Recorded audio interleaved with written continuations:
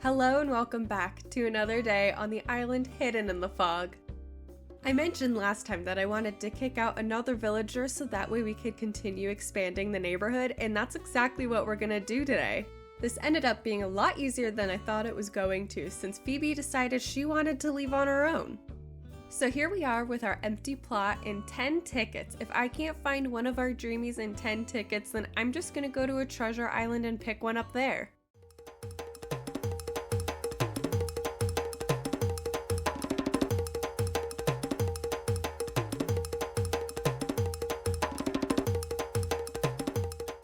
I'm not surprised we didn't find a dreamy and 10 tickets. Let's go to a treasure island and pick one up there.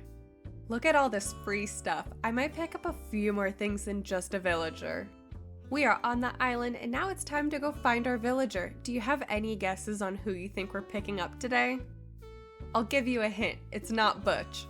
This house looks familiar. Who lives here? Ooh, sorry buddy. I should have known. I hope this island doesn't get too busy while I'm here. I don't really want to be waiting around forever.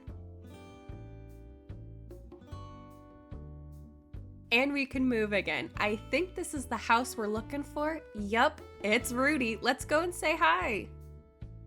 Oh no, someone quiet quit. I hope we don't get booted. Maybe we can do it? Dang it, I thought we got lucky.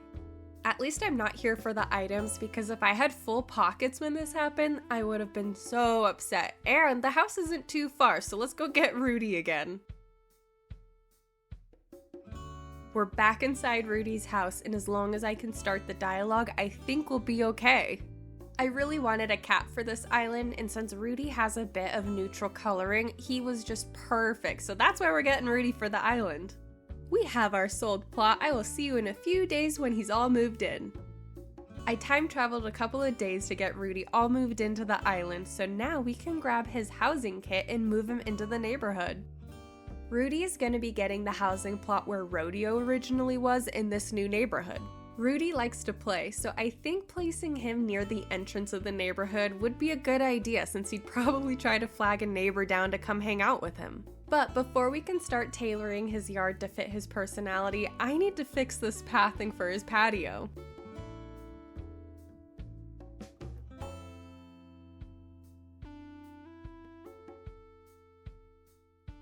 As I mentioned earlier, Rudy has the play hobby, so I think he'd really enjoy having a go board in his yard. Since the board isn't super tall, I got cushions for them to play on. Now I will need to customize these, but I'm not sure when I'll get around to it. I don't know about you, but I can't play games without having some sort of snack around, so I got a couple tables that we could put some snacks out for Rudy and his guests. We need some quick and easy foods to snack on while playing a game, so mooncakes are definitely going to be the way to go. But we should probably also have a healthier option too. Nah, we actually don't. Let's go ahead and place our second table. I don't feel like it matches super well, so I'm going to find something else. It's the next day and we don't have the best weather, but that's okay because I have a ton of items for this build and I even customized quite a few of them. For starters, I think the Moroccan footrests would work a lot better as seat cushions than the cushions I originally had. I made sure to grab them in a few different swatches so that way I can pick the one that fits best, which for this build I think the green ones work best. I also got a cute little plant. I should have done this a while ago, but let's place some fencing down so that way I know the exact dimensions of Rudy's yard. I think these shelves are going to give me the vibe that I'm going for here. And they block a good portion of the cliff, which is really nice since I don't exactly want to be seeing bare dirt. I also want to place another big plant in this corner over here, so I just gotta scoot the shelves over, put this plant in, and then I'll put the shelving back to where it originally was. I don't think I'm gonna like having two plants next to each other like this, so I'm gonna be taking the little one off of the table and probably putting it on the Nordic shelves. But now that we have the plants all situated, we can go ahead and scoot the shelves into their place and then start decorating them.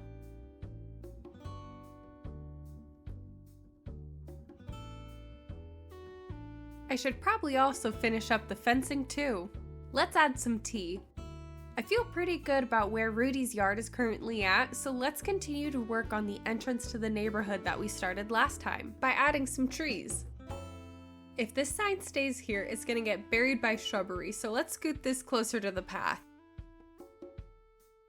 Rodeo could also use some greenery around his house too, so let's give him a bush and maybe a flower.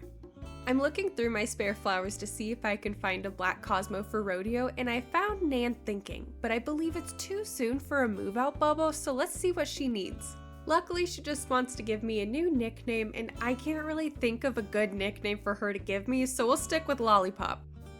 I found a black Cosmo for Rodeo, so let's go ahead and plant it. I don't know how I managed to forget a second time, but let's go ahead and give Rodeo pathing to their front door again. I don't remember why I have these random flowers here, so we're gonna just move them out of our way for now. I'm trying my best to store extra flowers on the beaches and keeping them separated by color. Now let's get back to decorating the entrance.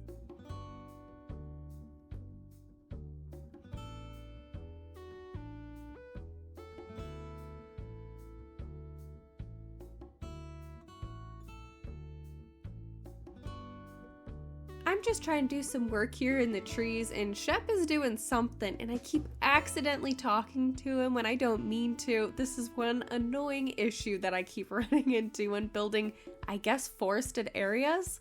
This also seems to happen the most with villagers that I'm not particularly fond of. I finally managed to plant the nursery tree without talking to Shep.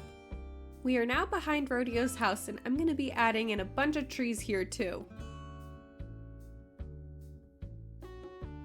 I found Rudy exploring the neighborhood for the first time, so of course I had to stop by and say hi to him. Though now I'm wondering what happened on the island that we need a patrol for. Just like I have an area for storing flowers, I also have this area where I've been storing bushes and another section where I've been storing trees.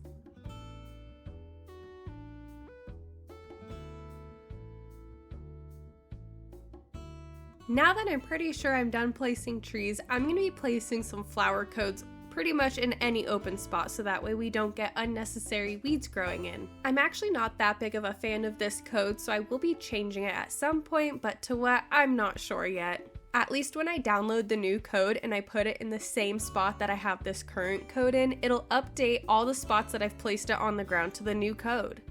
I have a couple duck decoys that I think would be so cute here next to the river. I want one of them to be sitting on top of a puddle, so it's kind of like they just got out of the water. And then I think I'll place the other one on top of a dirt patch, and we can pretend that that's its favorite sleeping spot and it's there so often that it's just matted down the grass. Now let's add a bush in, and at some point I'll grab some flowers to sprinkle them in here as well.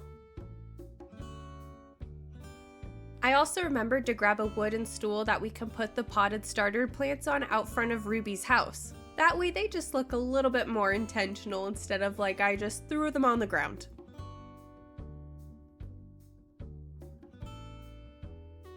I want this section to feel overgrown and a little bit whimsical. I was a bit unsure at what kind of dirt patch I wanted under the duck, but I think I've decided on this one.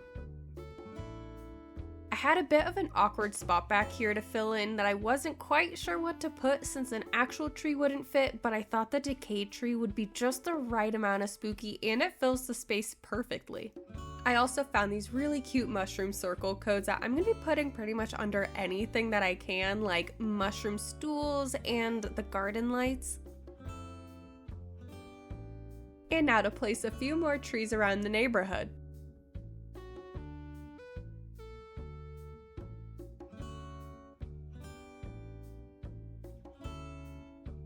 Rudy also has 3 tiles to the right of their house that I haven't done anything with, and I thought this would be a perfect spot for him to keep a bike. And since Rudy is too busy apparently going on patrols, he doesn't have time to weed his yard, so I'm giving him a little weed right here in front of his bike. I'm gonna give you a quick little run through of everything we just did today before I take off. Thanks for hanging out with me while we made a lot of progress on the neighborhood. If you enjoyed this video and want to let me know, go ahead and like and subscribe. It would really mean a lot to me. And I'll see you next time with probably some more building. Bye!